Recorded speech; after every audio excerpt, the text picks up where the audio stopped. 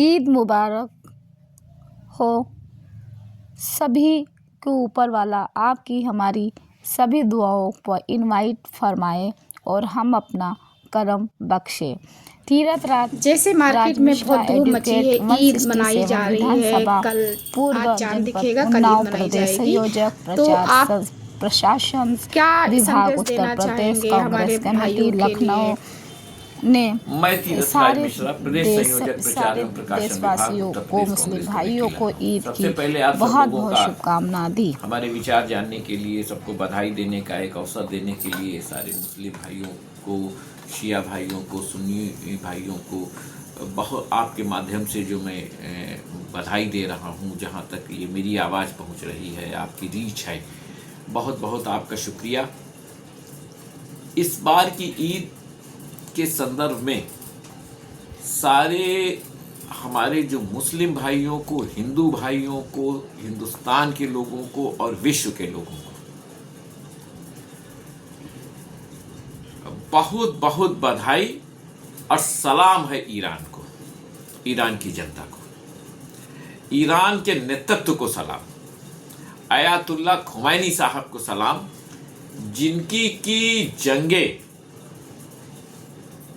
युद्ध में जिन्होंने ये दिखा दिया कि हंसते हंसते कैसे देश के लिए, अपनी जवान के लिए, अपने वतन के लिए, अपने स्वाभिमान के लिए, अपने देश की आन बान शान के लिए कैसे शहादत दी जाती है।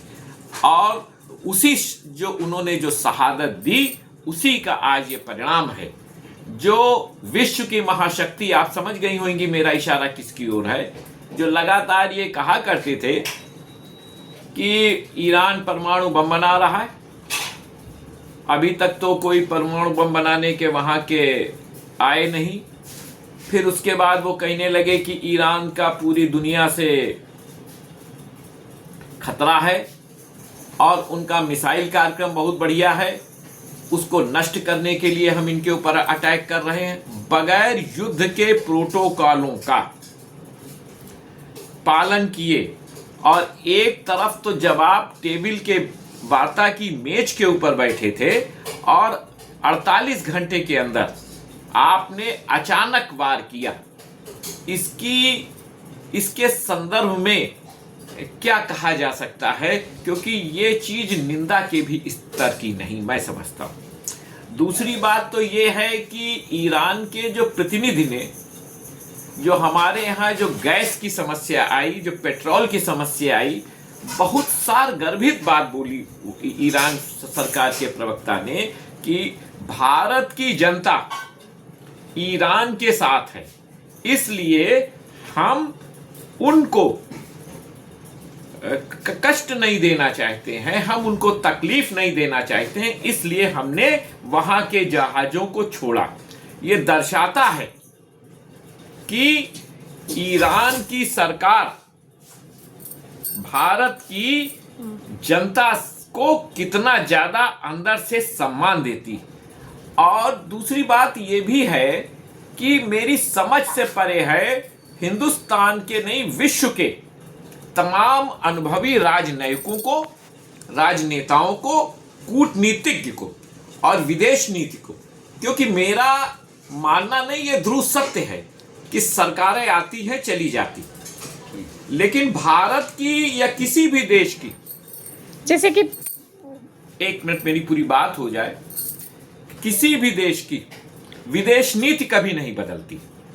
जब 1965 का पाकिस्तान से युद्ध हुआ था, जब 1971 का भारत और पाकिस्तान का, जिसमें हमारी शहीदे आजम इंदिरा गांधी जी, जो हमारी राष्ट्रमाता है, और हमें उनके ऊपर गर्व है, प्रत्येक भारतवासी को गर्व है कि उन्होंने पाकिस्तान के 2 टुकड़े करवा करके बांग्लादेश को जन्म दिया, और वो अमेरिका के राष्ट्रपति से नहीं डरी। भारत उस समय अमेरिका के 7वें बेड़े से न डरते हुए उसने जो है बांग्लादेश का जन्म कराया। ये हिंदुस्तान की कूटनीति की, राजनीति की, भारत की शौर्य की और इंदिरा गांधी जी की और कांग्रेस की सरकार की कभी न भूलने वाली जो ऐतिहासिक उपलब्धि, उस समय की हमारी विदेश नीति ये थी। और आज जग जाहिर है कि हम अमेरिका के दबाव में आकर के आयतुल्ला खुमैनी के